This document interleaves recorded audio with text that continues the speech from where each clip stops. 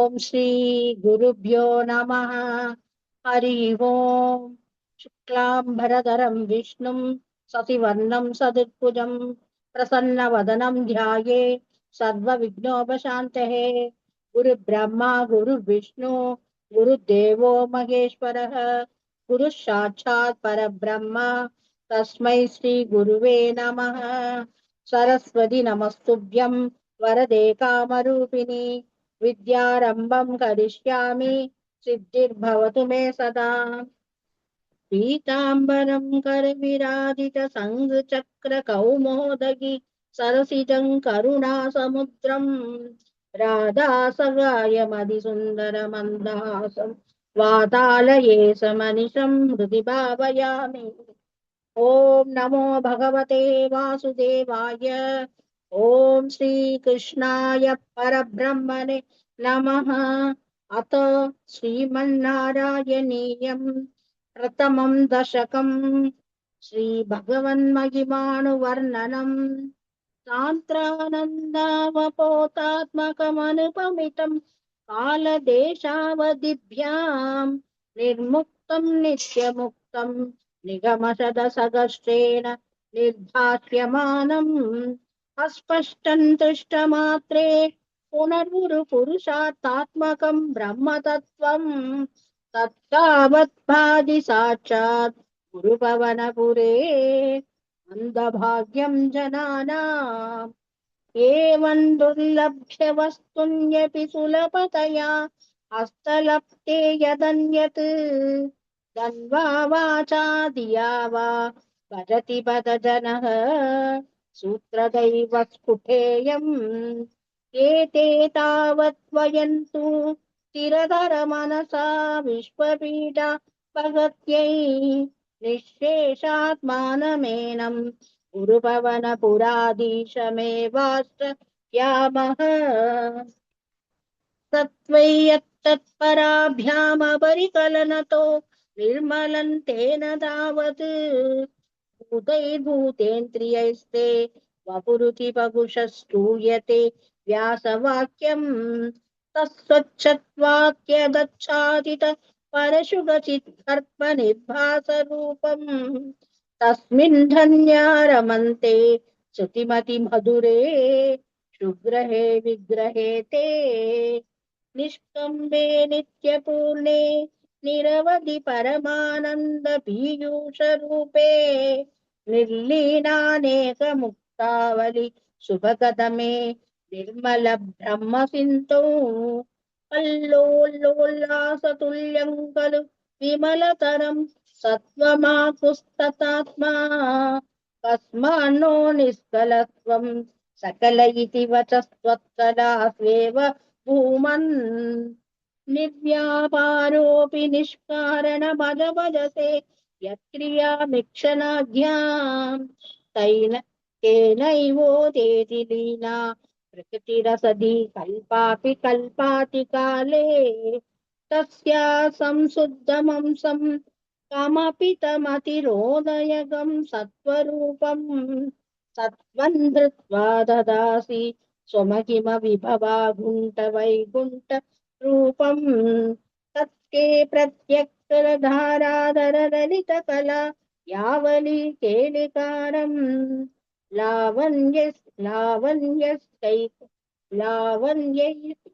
లావణ్యస్యైక సారం సుకృతి జనదృశాం పూర్ణ పుణ్యావతారం. లక్ష్మీ నిశంకలీలా నిలయనమృతస్యంత సంతోహమంతః సించత్ సంచింతకానాం వపురను కలయే మారుదాగారనాథ. కష్టాతే సృష్టిశ్రేష్టా భగుతర భవ కేతావగా జీవబాజాం ఇత్యేవం పూర్వమాలోచితమజితమయా నైవ మధ్యాభిజానే. నో చేజ్జీవా కతవ్వా మధురధరమితం త్వత్వపుశ్చిత్రసాత్రం నేత్రైశ్రోద్రైశ్చ పీత్వా పరమసుర సుధాంబోధి దూరే రమేరన్. नम्राणां सन्निधत्ते सततमभि पुरस्तैरनभ्यार्ति तानभ्यतान् कामानजस्रम् वितरति परमानन्द सान्त्राङ्गदिं च इत्तन्निःशेषलभ्यो निरवधिकफलपारिजातो हरे त्वम् शूद्रन्तं चक्रवाटी निर्ममभिलषति व्यक्तमत्तिव्रजोऽयम् कारुण्यात् काममन्यन् ततति खलु परे स्वात्मदस्तौ विशेषात् ऐश्वर्यादिसदेन्ये जगति परजने स्वात्मनो ईश्वरस्त्वम् त्वयिच्छैरारमन्ति प्रतिपदमधुरे चेतना सभ्रीदभाग्या त्वं चात्मरामये वेद्यतुलगुणगणाधार सौरे नमस्ते ऐश्वर्यं शङ्करादीश्वर विनियमनं विश्वदेजोहराणां तेजःसंहारि वीर्यं विमलमपि यशो निःस्पृहैः सोपगीतम् अङ्गासङ्गा सदास्ति अखिल वितसि नक्वापि ते सङ्गवार्ता तद्वादागारवासिन् हर भगवच्छब्द मुव्याश्रयोऽसि इति श्रीमन्नारायणीये श्रीभगवन्महिमानुवर्णनं नाम प्रथमं दशकं समाप्तम् नारायणाखिल गुरो भगवन्नमस्ते नारायणाखिल गुरो भगवन्नमस्ते ॐ नमो भगवते वासुदेवाय ॐ श्रीकृष्णाय परब्रह्मणे नमः अथ श्रीमन्नारायणीयं द्वितीयं दशकं श्रीभगवद्रूपवर्णनम् सूर्यस्मत्तिक्रीटमूर्ध्वतिलक रोद्भाषि बालान्तरम् कारुण्याकुलनेत्रमात्र असितोल्लासं सुनासापुटम् गण्डोद्यन्मकराभकुण्टलयुगम् कण्ठोज्ज्वलत्कौस्तुभम् तद्रूपौ वनमाल्यहारपटल श्रीवत्सदीप्तं भजे केयूराङ्गद कङ्गणोत्तम महारत्नाङ्गुलीयाङ्कित श्रीमद्भागसदुष्कसङ्गतगता शङ्खारि भङ्गेरुहा काञ्चित् काञ्चन काञ्चिलाञ्चितलसत् पीताम्बरालम्बिनी आलम्बे विमलाम्बुज युतिपतां मूर्तिन्दवातिच्छितम् यत्रैलोक्यमगीयसोऽपि महितं सम्मोहनं मोहनात् कान्तं कान्तिनितानतोऽपि मधुरं माधुर्यधुर्यातपि सौन्दर्योत्तरतोऽभिसुन्दरतरं त्वद्रूपमाश्चर्यतो भुवन त्वद्रूपम् आश्चर्यतोऽभ्याश्चर्यं भुवनेन कस्य कुतुकम् कृष्णादिविष्णो विभो तत्तात्रं मथुरात्मकं तव वपुः सम्प्राप्य सम्पन्मयी सा देवी परमोऽशुकातिरतरन्नास्ति स्वभक्तेष्वपि तेनाश्यापदकष्टमाच्युत विभो त्वद्रूपमानोघ्नः त्वद्रूपमानोघ्नः प्रेमस्थैर्यमयाद चापल्यवार्तोऽतभूत् लक्ष्मीस्तावकरामनीयक कृतैवेयम् परे स्वस्तिरेत्यस्मिन् नन्यतपि प्रमाणमधुना वक्ष्यामि लक्ष्मीपते ये त्वद्ध्यानगुणान् कीर्तनरता सक्ता हि भक्ता जनाः वस्तिस्थिरैव तैदप्रस्ताव तत्ताधरा एवं भूतमनोज्ञता नवसुधा नित्यन्तसन्तोषणम् त्वद्रूपं परचित्रसायनमयं चेतोहरं शृण्वताम् सत्यप्रेरयिते मतिं मतयते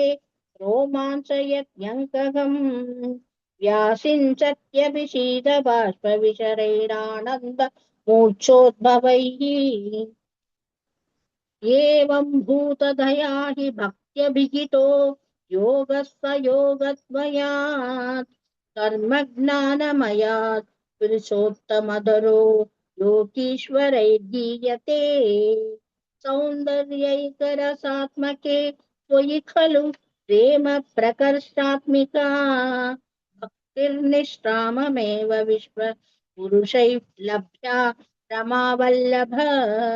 निष्कामन्नियतः स्वधर्मचरणं यत्कर्म योगाभिदम् तत्पूरेत्यपलय्यतोपनिषदत् नानो फलप्यं पुनः तत्त्वव्यक्तधया सुदीर्घमदरं चित्तस्य तस्माद् विभो त्वत्प्रेमात्मकभक्तिरेव सततं स्वादीयसी श्रेयसी अध्यायासकराणि कर्मपटलानाश्चर्य निर्यन्मलाः को ते भक्तिपते दवाप्युचितता मायान्ति किन्तावता क्लिष्ट्वादर्कपते परन्तव वपुः ब्रह्माज्ञमन्ये पुनः सिद्धात्रत्वं सिद्धात् सिद्धात्रत्वमृते विचिन्त्य बहुभिः सिद्ध्यन्ति जन्मान्तरैः त्वद्भक्तिस्तु तथा रसामृतजरी निर्मज्जनेन स्वयं सिद्ध्यन्ति विमलप्रबोध अक्लेशतस्तन्वती सत्यसिद्धिकरी जयत्ययि विभो सैवास्तु मे त्वत्पद प्रेम प्रौढिरसात्रधा कृतधरं वातालयादीश्वर इति श्रीमन्नारायणीये श्रीमद्भगवद्रूपवर्णनं द्वितीयं दशकं समाप्तं नारायणाखिल गुरो भगवन्नमस्ते नारायणाखिल गुरो भगवन्नमस्ते ॐ नमो भगवते वासुदेवाय ॐ श्रीकृष्णाय परब्रह्मणे नमः अथ अथ श्रीमन्नारायणीयं तृतीयं दशकं भक्तस्वरूपवर्णनं भक्तिप्रार्थनाच्च पठन्तो नामानि प्रमदपरसिन्धौ निपतिताः स्मरन्तो रूपन्ते वरदगदयन्तो गुणगदाः चरन्तो ये भक्ता त्वयि खलु रमन्ते परममून् अगन्धन्यान्मन्ये समतिगत सर्वाभिलषितान् कतक्लिष्टं कष्टं तव चरणसेवारसभरे ध्यानासक्तं चित्तं भवति भद विष्णो गुरुदयाम् भवत्पादाम्भोजस्मरणरसिको नाम निवहान् अगङ्गायं गायं वचन विवस्यामि विजने त्रिपाते जातासेत् किमिव न हि लभ्यन्तनुप्रदाम् मदीयक्लेशौघप्रशमनदशा नाम गीयती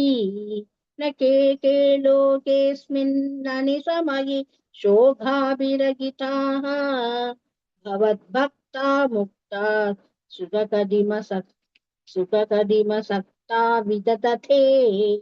मुनिप्रौढारूढा जगति खलु गूढात्मा गतयः भवत्पादाम्भोज स्मरणविरुजो नारता मुखाः चरन्तीश स्वैरं सतत परिनिर्बाधपरचित् सदा नन्दाद्वैद प्रसर परिमग्ना किमपरम् भवद्भक्तिस्फीता भवतु मम सैव प्रसमये अशेषक्लेशौ कन्नपलुति सन्देहकनिका न चेद्व्यासस्योक्ति तव च वचनं नैकमवचः भवेन्मिथ्यारत्या पुरुषवशनप्रायमखिलम् भवद्भक्तिस्तावत् प्रमुखमधुरा त्वद्गुणरसात् किमप्यारूढा चेत् अखिलपरितापप्रचमनी पुनश्चान्ते स्वान्ते विमलपरिपोधोदयमिलन् महानन्दाद्वैतन् दिशदि किमदः प्रार्थ्यमपरम् विधूय क्लेशान् मे गुरुचरणयुग्मन् धृतरसम् भवच्चेत्र करमपि च ते पूजनविधौ भवन्मूर्त्यालोके नयनमतते पादतुलसी परिघ्राणे घ्राणम् श्रवणमपि ते चारुचरिते प्रभूधा दिव्यादिप्रसभसलिते मामकहृति द्वितीयन्तद्रूपम् परमशुभचित्रूपमुदीयात् उतञ्चत्रो माञ्चो कलितभगु हर्षाश्रु निवगत यदा विस्मर्यासं नृपशमपीता परिभवान् मरुत्केहाधीश त्वयि खलु पराञ्चोऽपि सुखिनः भवत्स्नेही सोऽगं सुखगु परिधप्ये च किमितम् अकीर्तिस्ते भाभूत् वरद कद भारं प्रशमयन् भवद्भक्तोत्तमसं झटिति गुरुमां कंसतमन किमुक्तैर्भूयोभिस्तव हि करुणा यावतुदीयात् अगन्तावत्तेव प्रहित विविधार्थप्रलभितः पुरक्लिप्ते पाते वरद तव नेष्यामि दिवसान् यथाशक्तिं व्यक्तन्नदिनुदि निषेवा विरसयन् इति श्रीमन्नारायणीये भक्तस्वरूपवर्णनम् भक्तिप्रार्थना च भक्तिप्रार्थना चेति तृतीयं दशकं समाप्तम् नारायणाखिल गुरो भगवन्नमस्ते नारायणाखिल गुरो भगवन्नमस्ते।